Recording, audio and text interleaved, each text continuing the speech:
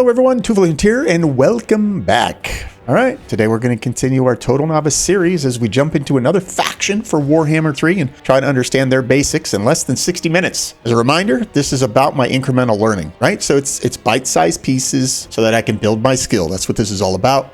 My focus is first on faction-based mechanics and which ones I feel like I would be comfortable with so that I can continue to grow in the game, right? Last episode, we went ahead and tried Nurgle. That was pretty interesting. Walked away thinking Nurgle wasn't as bad as I was thinking it was at the beginning, so that's cool. Tomb King still rules supreme, of course. I'm sure they would like to hear that. But make sure you stick around, because who knows, you may learn something yourself here. If you like the video, me, or the game, feel free to give it a thumbs up and subscribe to the channel. That would be cool. If you're feeling really rebellious, you could always leave a comment and share a thought or three. You never know. It might just be worth it. So let's head over to our random wheel and see who we pull this time. Okay, next faction up. Let's see who it happens to be. The Empire. Well, let's get our human on. Here we go into the Empire. It looks like I get two options. A Karl Franz or a Balthazar Gelt. Looks like bring me to my men. Maybe a melee and maybe a mage, so you know how I like to roll. We're going to go ahead and go with the Franz right out of the gate. Let's see what these humans are all about. Now is the time, men of the Empire, to unite. Okay, here we go. Empire it is. We're going to go ahead and we're getting pretty efficient at how to do these. So let's first take a look and see. Path to victory, Reichland. I have to protect the Empire at all costs by expanding its authority.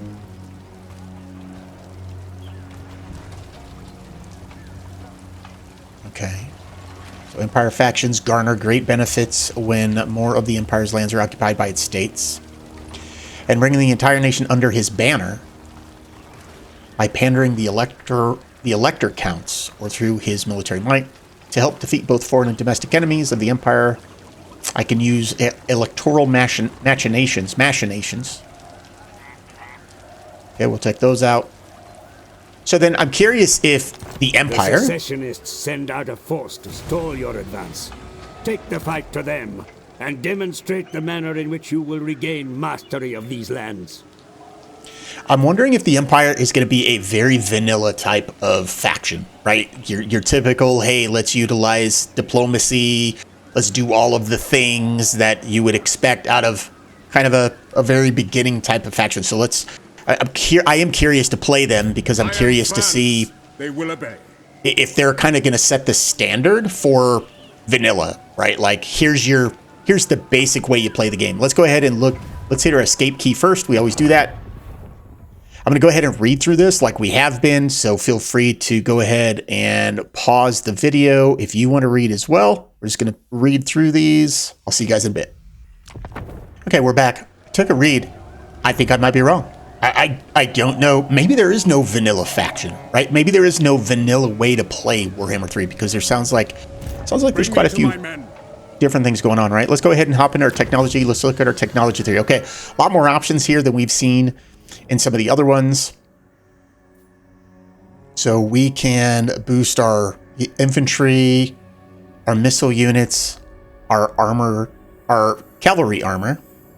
Okay. What's this? This will help us get control. This will help drop corruption. Campaign movement range plus 5% and tradable resources produced. Casualty replenishment 5% and growth. So I don't know if I want to go right into my units. I feel like pouring right into units maybe with this type of faction could be a little too early. There's a whole lot of things down here we can do, but it costs all of our money. And that just doesn't seem like a good idea. So I think movement range sounds like a really good idea out of the gate. I mean, this growth does too. I think we're going to go with researching supply wagons to start. Because we've got some other things here. You know, ordnance canisters, probably for our arty, but we don't have arty yet. So let's go ahead and just go with the movement here to start. All right, we have elector counts that we've read about. Counts of the mighty Empire. Each may have their own agenda, but perhaps you can convince them to unite as one. Okay, so by managing your relationships with the elector counts, the factions of the Empire may be brought under one rule through peaceful confederation or civil war. Whichever. In turn, granting rewards such as special units, effects, and items. Okay. So, these must be all of the different Imperial factions or regions. What do we got? Altdorf is our capital. So if I click on one of these, I can see what's kind of going on here. Okay, so electoral machinations, which we don't have any prestige yet. I think that's what this is specifically, is the prestige. Yeah, it's prestige. Okay, let's read about electoral machinations real quick. Gonna continue to pronounce that wrong. The electoral machinations panel allows you to spend prestige to perform unique actions across the campaign via 2 tabs: Emperor's Decrees and Diplomatic Talks. Okay. The Emperor's Decree tab offers unique targeted actions that can provide special benefits across your campaign. Emperor's Decrees can boost your armies and settlements, while some can target other Empire factions and elector counts who have yet to join you to send them aid, confederate them, or declare war without affecting fealty. Selecting any action will reveal its effects, which can also be upgraded via the Emperor of the Empire technology. Selected actions also display their permitted target type, prestige cost, and cooldown time in the panel here. Once a valid target is selected, actions are performed using this button to confirm. Diplomatic talks allow you to improve or worsen diplomatic relationships between factions. The 2 factions whose diplomatic relationship you wish to manipulate are selected here. At the start of the campaign, you can only manipulate relationships between elector count factions. By researching elector count technologies, however, it can eventually be possible to manipulate relationships between other cultures. Okay. With your desired faction selected, the improve relations and decrease relations buttons allow you to spend prestige to improve or worsen diplomatic relationships. All right. So here's the way I'm taking this. Like the Empire, this is all of England. This is all of England, right? And you got your Sussex, your Wessex, your Winchester, all of those places, Northumbria. I'm supposed to unite the realm under one king. That's kind of how I'm taking this anyway. All right, so enough of the reading. Let's look at diplomacy real quick. We're just going to quick deal like we've been doing. We're going to hit quick deal and just see what we've got going on. So we can nap a couple of them, which is great. We're not going to do that here because we obviously want enough options to fight. Yes. Oh, we could get a trade going on, though, with this Empire unit right out of the gate. Let's do that. Let's actually do that just for, friend. Well, I mean, free money. Offer. Hello. Ooh, trade agreement. Yeah, let's do it. All right. Okay, they've accepted. I think I saw another trade deal. Yeah, here's a possible trade deal. This is Kislev. Let's do it. Let's try it. The Frozen Kingdom welcomes all its allies. No. I would have to sweeten the pot, they say. Sweeten the pot. Let's click balance offer. I'm going to pay 888. Yeah, let's do it. A pleasure and an honor. And that's not going to pay itself off in the 7 to 10 turns that we are actually playing the Empire while we learn them. But, you know, practice and all that. All right. So, we have Emperor Karl Franz. Let's take a look at old Karl here. Does it look like we're starting with a hero? So the Empire, or this guy at least isn't starting with a hero. So he's got a weapon called Dragon Tooth. All right. So he starts with kind of a beast weapon. Here's an active ability to boost melee attack and leadership. I like it. He's definitely a melee combatant. Okay, so we've seen in some of the other factions, like when we lose leadership, we hurt ourselves. And I'm just kind of curious if we've got anything going on. I don't see it. He has the Emperor trait. All right. Skill tree is going to be very same, right? Down on the bottom, we've got Route Marcher.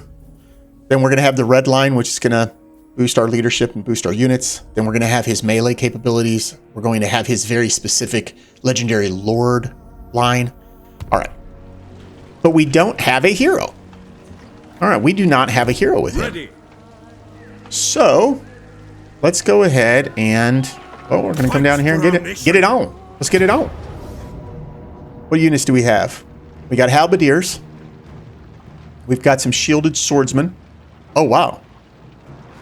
Is that a regiment of renown? I don't think so. Maybe it is a regiment of renown. The Caro Bird Greatswords. Armor piercing, anti-infantry, magical aura, and unbreakable. We got some handgunners. Right?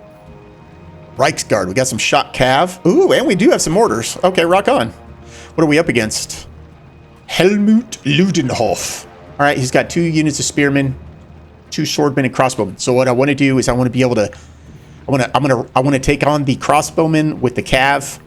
I want to take on the. See, he's got 4 melee, and I have 4 melee. Armor piercing, anti-infantry, anti-large. I'm probably going to throw the great swords at one of. Yeah, I'll throw the great swords at one of those. Okay, I think we got a plan. Let's get it on. Okay, so early muscle memory. We're going to group our lord as to 1. I want to put. Soldiers of the Empire. Actually, they're lined up exactly the way I want them. So we're just going to go ahead and group our melee as to 2. We'll keep them in the same formation. Now our handgunners are going to be interesting because they're not going to be able to shoot over. So do we need to checkerboard this stuff? Should we try a checkerboard? Let's maybe we try a checkerboard here.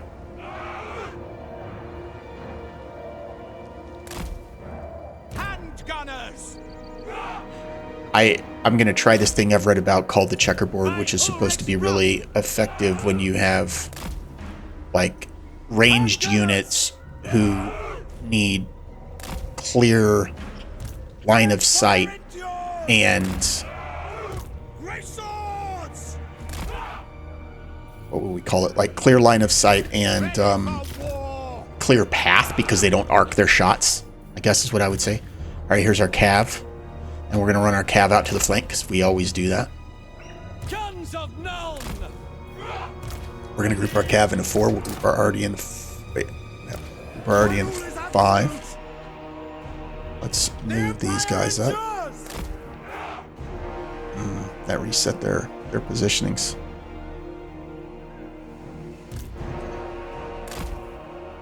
Reset the positionings. Handgunners. Weapons at the ready. To me, men. Carl. All right, let's go ahead and start it, We are and we'll see how we do. Wish me luck. Okay, there we go. I think I did pretty good in this one, actually. We'll go ahead and take a look at the results. I feel like I did okay. One of my melee units took a bit of damage, but I think we did okay. Let's take a look. Okay, so Carl was on their captain the entire time, or lord. So he didn't. It doesn't look like he did a lot right, but he worked. He worked. Artie was on the ranged, and I did a pretty good job of cycle charging our cav, which is good. I had to end up repositioning my handgunners. Checkerboard just didn't seem to work for me very well, so I just moved them out to the flanks once the melee had engaged, and they seemed to be pretty effective as well. Let's take a look at our options here. We can gain 100 plus 100 experience for units, army replenishment 6%, or money. We did get prestige from winning that fight. I don't know how important XP is over the money. I don't think army replenishment would be worth it. Let's take the money. Well, pardon captives. These are our countrymen, after all, right? Like, they are our countrymen. Okay, we've got a level to do with Carl, it looks like. We did get his second weapon, but it's nowhere near good as Dragon Tooth here. And he did not get a level. Must have been the item that kind of prompted me. Now, here's the thing. I'd like to go ahead and go after Grumberg here. What kind of garrison do you have? I think we can do this. Summon the Elector. We've got the movement. Yep, we got the movement. All right, we've got a decisive victory. And as always, as I've been saying, when it comes to the easy fights, when it comes to the decisive stuff, this is where I fight it, because it really should mean that there's a little bit of forgiveness. You can still make some mistakes and still come out of it pretty good. So auto resolve says decisive victory. I'm going to fight this, and we're going to find out how well I can do. We're up against 3 units of spear, 3 units of sword, and crossbowmen. Okay, let's go ahead and get into this. Okay, so they have a larger front line than I do, but I'm not too worried about it. We're going to start with our...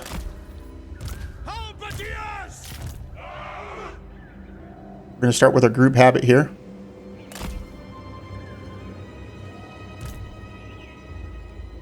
Very well. I really do kind of want to. Ready ammunition. I wonder if checkerboard. So we're gonna end up leaving our RD right here on this hill. I think that's the smart play. So let's try checkerboard. So checkerboard's supposed to be like kind of do squares. Our weapons are yours. The idea is you do a square of front line, then you do a square of guns. Empire endures. Pretty sure this is checkerboard.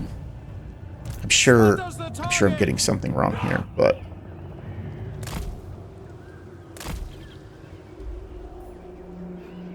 try this checkerboard. I think maybe what the reason the checkerboard didn't happen maybe the last fight was because I had maybe a grouping issue or something like that. Like I need to lock group 2 after I do this, I think.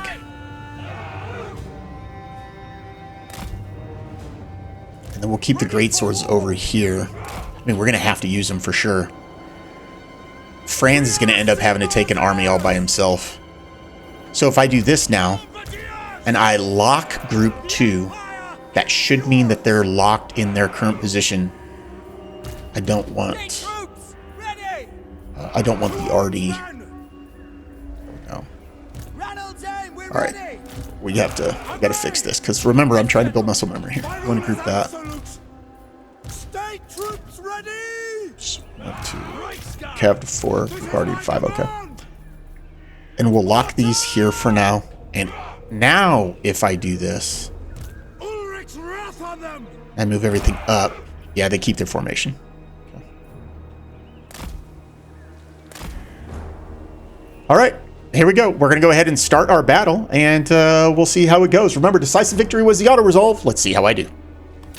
Okay, another battle in the books with the Empire. I think I did pretty well in that. Okay, still managed to pull off my own decisive victory. That was good. Checkerboard worked okay at the beginning. I did end up flanking my gunners out around to the flanks so that they could continue their shooting. That seemed to be pretty effective. But we scored ourselves a decisive victory, and we did pretty good. We did pretty good. So I'm learning for sure. All right, we're going to go ahead and occupy. All right. Got another item. It's he's grabbing all kinds of loots. All right, we're going to go ahead and level up Karl Franz here. We're going to take Route Marcher as always. Now, here's the thing. We could go into Inspiring Presence. This is experience gain and Leader Aura, which would then open up us being able to boost the units. But again, not really playing this long term, right? So I'm not exactly sure if that's the case. Let's see what Hold the Line is. It's a passive ability. Passive ability, +5 defense, +4 leadership. All allies within 35 meters. That doesn't seem horrible. He's always going to be in the middle of everything. That could be worth taking actually right now. And then I think we're certainly going to be going down his melee line. So let's Hold the Line because it's a passive ability. That's the Fire and Forget. Okay, so all right, we're going to call that good. All right, so all right, so here's our typical turn 1, right? We've done a lot of stuff on turn 1, and we've got some stuff to continue doing. So Altdorf can go up to the next tier. We're going to take Altdorf to the next tier for sure. Now, over here in Grunberg, we've got a building that we have to decide. So let's see what we want to do here. Grunberg, I like the idea of growth, income, and units, of course. Although, maybe I end up filling Altdorf with most of the unit building. So let's see what we have over. We have growth +20, and we have income +250. These are just unlocks of units. Here's an income and growth. We're totally taking income and growth because, I mean, they fit what I like. Okay, so we can't do any of our Elector machinations yet. We don't have much to do with the Lector counts yet. So I don't even know if we're going to end up accumulating enough prestige for that to happen. We do have this bar up here that we read about a little bit. Here's our prestige going on. This is our Imperial Authority. The greater the number of Imperial lands in Imperial hands, the greater your authority over your faction. All right, currently, because I'm between range 51 and 75, it looks like I get growth +5 and control +1. And we want to keep going higher, obviously. Okay. So I think that's turn 1, although we can recruit. Oh, recruit from the Elector Count State Troops. Interesting. Oh, maybe those are... Maybe you don't get Regiments of Renown as Empire. Maybe the Empire gets these Elector Count State Troops. All right, so we do want to recruit, though. We surely want to recruit. What do we have? We have options of regular spearmen. We have spear infantry. And we have sword infantry. All right, so we're going to be able to stretch our front line. I don't want to break ourselves here, but let's do armor. Let's see, 30 armor. So they both have the same armor. Interesting that the spear has 10 more melee defense. They're cheaper. Why in the world wouldn't I want to do that? They have a little less damage, but I'm really using my ranged as the damage. We're going to go with spears. I think we're going to get 2 units of spears here. Okay. I'm not going to worry about doing global recruitment right now. I'd like to get some additional units unlocked. All right, we have a commandment available. So that's what this was telling me way back in Ogre Kings that I wasn't figuring out. If you just look down at the bottom of this, icon in the lower left or in the lower right, you see that it tells you commandment available, and you can click it. It'll take you over there.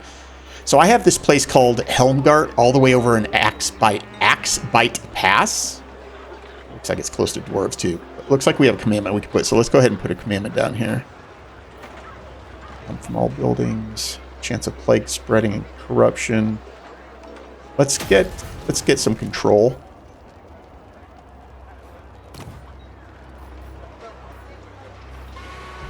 And that's our turn. Let's go ahead and end turn 1.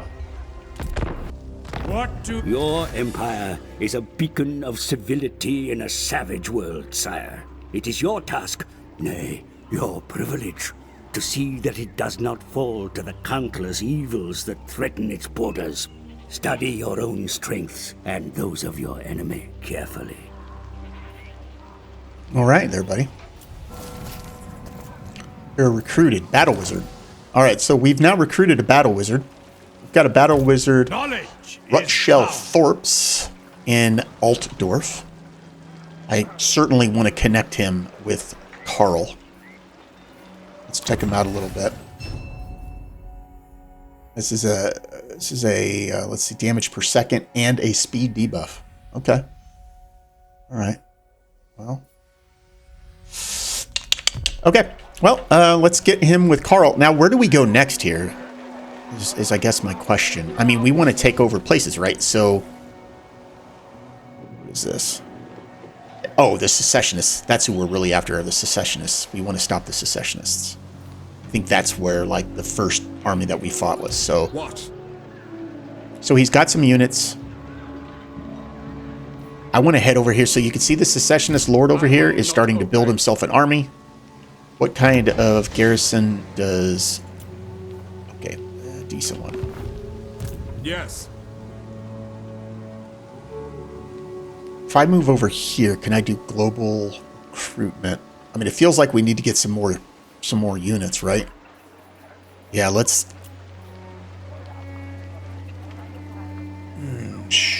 All right, let's do this. Let's get one more of those. Let's get one more of those. We're going to sit here for another turn. We're going to bring our... Who calls? We'll bring our wizard to us. I am God.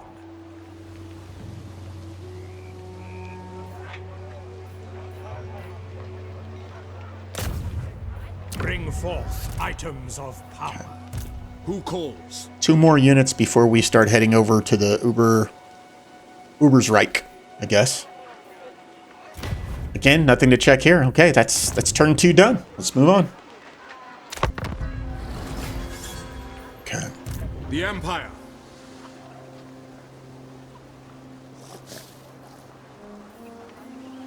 Well, sitting here is not doing us any good, you know? On march. Let's go ahead and move out. Uber's Reich. Isleheart will end up being our big fight. Indeed. Here.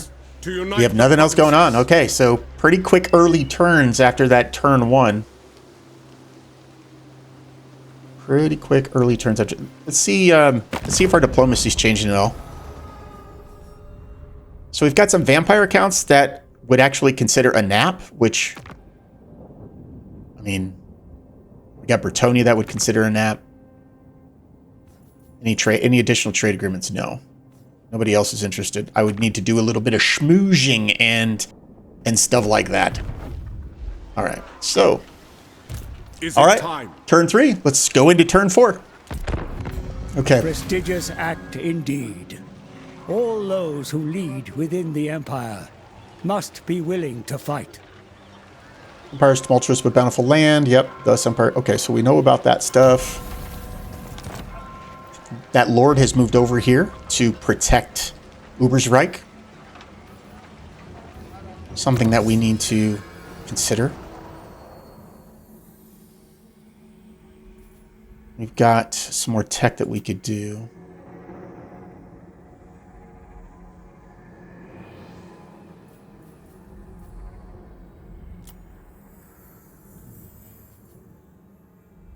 Let's do the grain silos. I think those make sense. Okay. We are not the sturdiest army, right? We are not the sturdiest army at all. This army over here has got at least 12 units in her, including an artillery unit, which means our cav would need to be, we would have to focus our cav on, at first, getting rid of the artillery unit. But we do not want him to fight with the garrison. Fighting him when he has the garrison back up would be, in the name of Magnus, probably not too good. We need to draw. Can we draw his army out of there so that we can straight up fight him? I don't want to give him a chance to recruit, but he's probably going to. the nation calls. Is there a way to pull his army out? I think there is. I think what I can do is I think I can pull my wizard out and maybe have my wizard bait the army. If that's a thing that can work. Summon the Elector Counts. Sigmar compels So us if we move Carl here, and we go into I am ambush France. stance with They Carl, will obey. and then I take the wizard, Farewell. and I move the wizard out, say here. Done. No, the wizard would need to be here probably. Will that bait Hans Frankenwerder out? Because if not, things could get a little cheeky, because he's going to potentially do some more recruiting. All right, we've got some building to do real quick. All right, what do we got? Rally field. That would allow us to recruit halberdiers, crossbowmen, and an Empire captain. We can bump this to level 1. This needs 2 growth. We can also build some new buildings. All right, well, let's do this one. And then let's check our building browser for Altdorf. See what else we can build. So there's Pistoliers on horseback. Some income here and resource production. Shrine of Sigmar unlocks Warrior Priest. That sounds kind of cool. Local recruitment capacity. That sounds good too. Ooh, unlocks mortars. So am I crazy to think that I want to get the Shrine of Sigmar and unlock mortars? Let's build it all. Let's do it. And I know you can be upgraded, but let's do it anyway. Let's do it anyway. Okay. So we're taking a gamble here, but we're trying to see if this works by positioning just my lone hero out here. I have Carl in ambush stance. And what I'm hoping is that pulls this lord out of the village, out of this town. I think this red ring is the ring where the garrison would support. So I have my hero just outside of that ring, but just inside of Carl's ring. And I want to see what happens. So I guess cross your fingers and hope for the best for me. All right, here we go. We're going to go ahead and go into turn 5. Interesting. He went back to Isleheart. he went back to Isleheart. So that should mean, let's not assume here, but that should mean that I can join Franz again. Artifacts. Ready. And let's go attack Ubersreich. Okay, let's see. Is it a field? It is a field. All right, I'm going to go ahead and fight this one. Decisive victory, low casualties. Let's see what happens when Toof is in charge.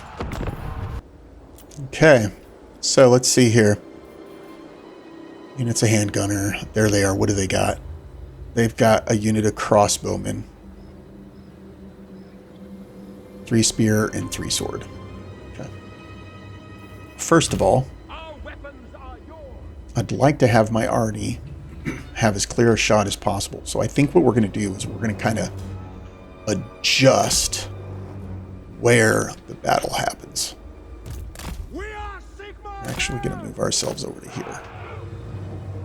So first of all, we're going to put our Lord and Hero into a group. And then I don't think I want my swordsmen being the center line because they have less. What do they have? They lack the defense. Same armor, but they lack the defense. And so I think I want my shielded spearmen to make up the front line. Yeah. And then we're going to...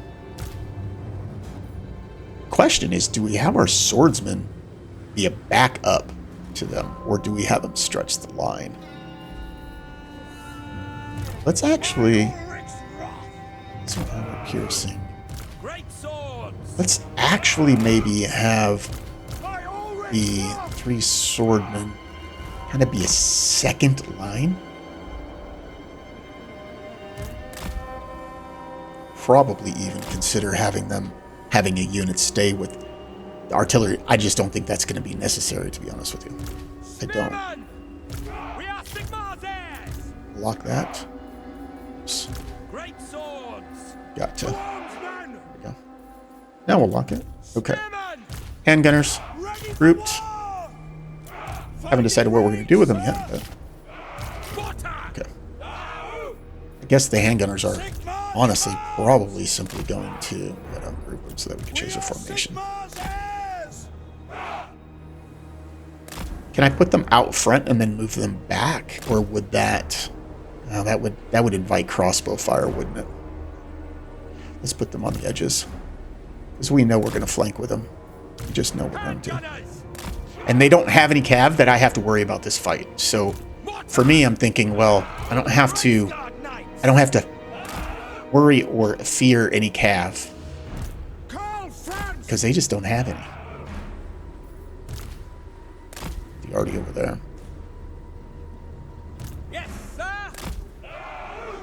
Handgunners. All right, our wizard.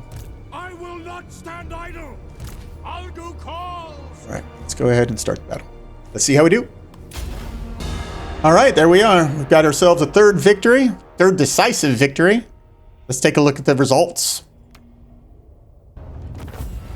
Okay, well, I don't think that's too bad. I don't think that's too bad at all.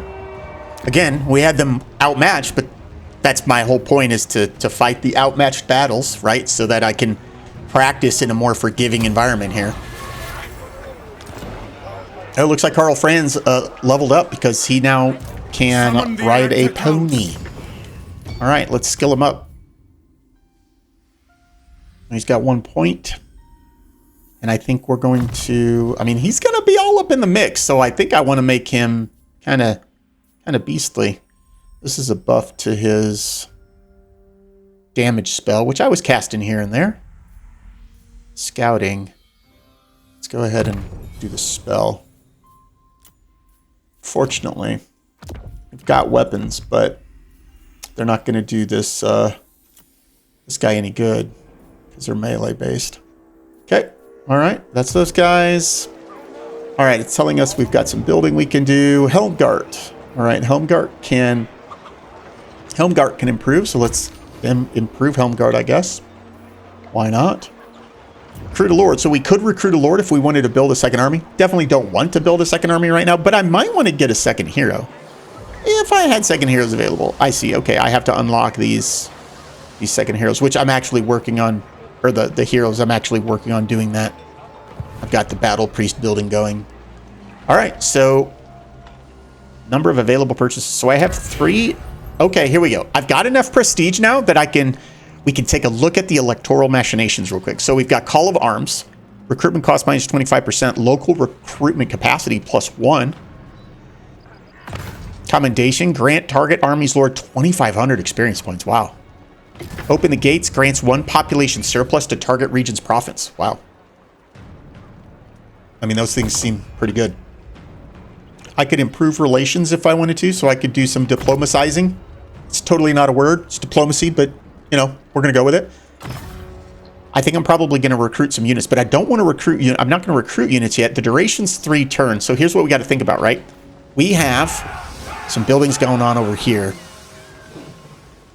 And the next turn, I'll have halberdiers and crossbowmen I could recruit, as well as mortars.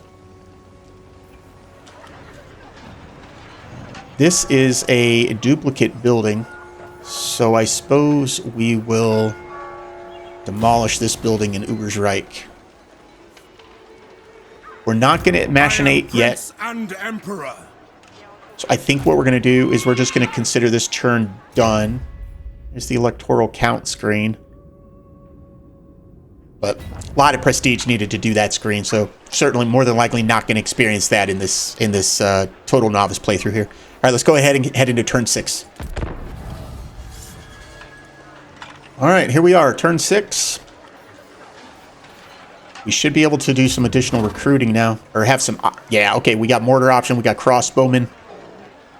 And we got halberdiers. Armor piercing anti-large. They've got 30 armor, so they've got the same armor as the foot guys.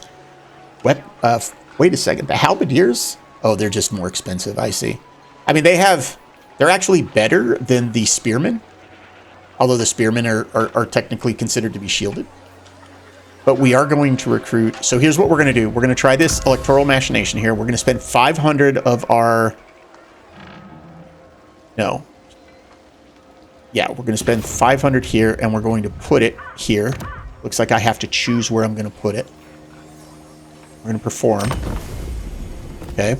Now what that should mean is I can now recruit 3. Yep, I can recruit 3. Okay, so we're going to get a second mortar unit, because those are fun. And we're going to get some crossbowmen. I want some ranged. I want some range. Y'all know this. Y'all know this. All right. It's telling me that I can build something. I'm trying to hold on to my growth so that I could get second level, but I don't know if I'm going to get that before we wrap up. Okay, so I can build here.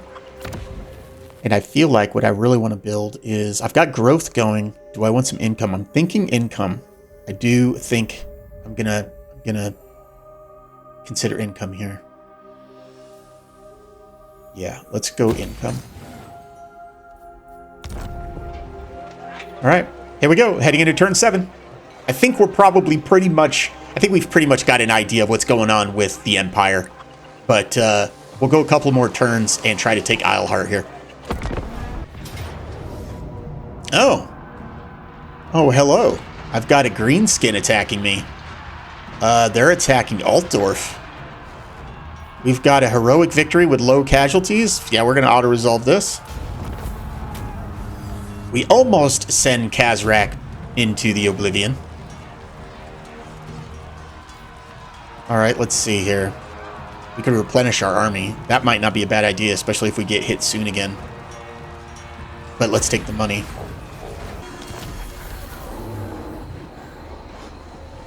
Bamu Death Herd. I wonder if he was a casualty of their attempt to take me out, or at least to take Altdorf. All right, let's go ahead and we'll just do the colonial factors here. I command here. Got some building that we could do, and we can boost this settlement. It'll take 4 turns. I don't think we'll be playing in 4 turns.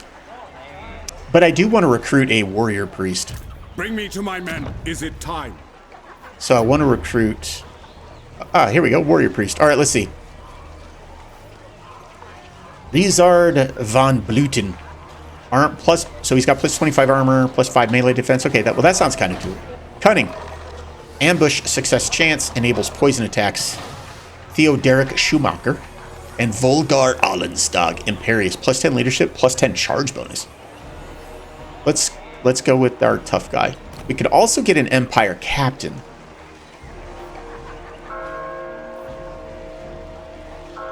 Ooh, strong.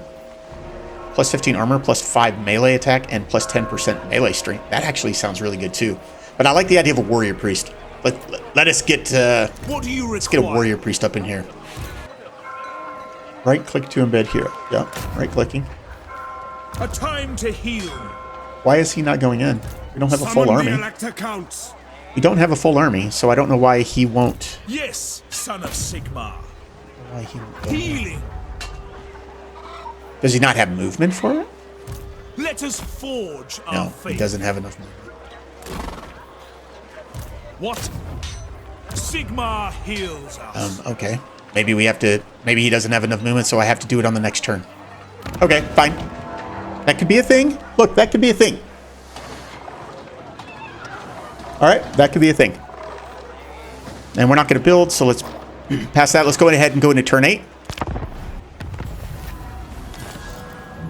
So there seems to be a general consensus that the typical army has Lord with Spellcaster and an additional melee hero. That's what I've read online. All right, so I should have recruited with Carl last turn. Let's just do this because we're headed to fight or try to take over Isleheart here in turn 9. So let's see. We got some building that we could do here. Livestock pens. Let's do livestock pens. They just seem to make so much sense. And then we can build... What are we going to build in Grunberg? So... Grunberg's got some livestock. So income and growth for us. Do we want to take... There's a control. Let's do a tap room. Control always seems to be like a thing that you just kind of always need to consider. All right. Turn over. Let's go into turn 9. The internal politics of the Empire What do we have are never here? easy, my lord. Money is power. This is an opportunity to show other electors your might. Using your gravitas, it may be possible for you to arrange favors for the patrons of the Merchants Guild, such as loosened regulations or tax cuts, in addition to more personal furtherances, in return for their help in advancing your political standing, all at considerable cost, of course. All right, so we don't have the prestige to do this one. All right, so we got to do nothing. We should have a full army. Who calls? Yeah, we got a full army. Peace of the Empire falls this day. Others have looked to you to protect the Empire's borders, but they now begin to lose trust. What do you mean they begin to lose trust? What fell? Oh, did the Greenskins take... The Greenskins took Carroburg. I see. Okay. All right, well, we've got to go take this back from the secessionists, I think. Men, war calls. Okay, here we go. Close victory, medium casualties. Close victory, medium casualties. Do we lose anything? We don't lose anything at all. Let's do it.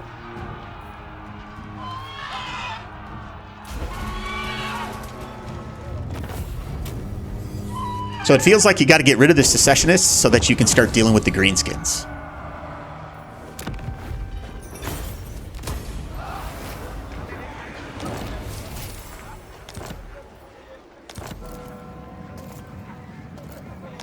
All right. So we've got greenskins doing their thing up north. I am Prince and Emperor. We've got enough growth to pop this in Altdorf. That's what I was kind of waiting for. We've got levels to do, which are kind of moot because I think we've learned what we needed to, right? But let's go ahead and just see what options we have. Let's see. Scarred Veteran, always good for hit points. I'm just a hit point fan. All right, let's see. Smoke and Mirrors. Speed plus 10% triggers when casting a spell. The Penumbral Pendulum. I've seen this happen before in videos. It looks really ridiculous. I would absolutely put a point in this just because it looks so cool. Did my warrior priest get levels? Hey, he got 2 levels. Okay. So, totally safeguard. Doesn't look like he can get health, leadership, aura size. So I think we would probably do... So he can't get armor, but he can get defense. Probably some defense, I suppose. Okay. We've got a commandment we can do. We would probably do... probably some growth. All right. So here we are. Turn 9. We were able to mess around a little bit with electoral machinations, kind of get an idea of how that all works. At least on the Emperor's Decree piece. Not the diplomatic talks, but that makes sense, right? We're just using this prestige that we collect to improve diplomacy. The elector counts, we need 2,500 prestige for, so obviously you got to get a little bit further into the game than just turn 9 or 10 to start messing around with that. But we are up to 1325 by turn 9. What do I think of the Empire? I think the Empire feels like it has a lot of moving components to me. It feels like there's probably a lot more going on with managing relationships than, say, the Tomb Kings. I could be wrong, of course. That's how it looks like the Empire's built. I definitely would not say the Empire is a vanilla faction, but we haven't run into any other faction that works like them, so I guess nothing's vanilla just yet. I would probably put the Empire... I like their army units, and so because I like their army units, I may put them a little bit above Nurgle as far as unit options. I mean, Tomb Kings is still winning.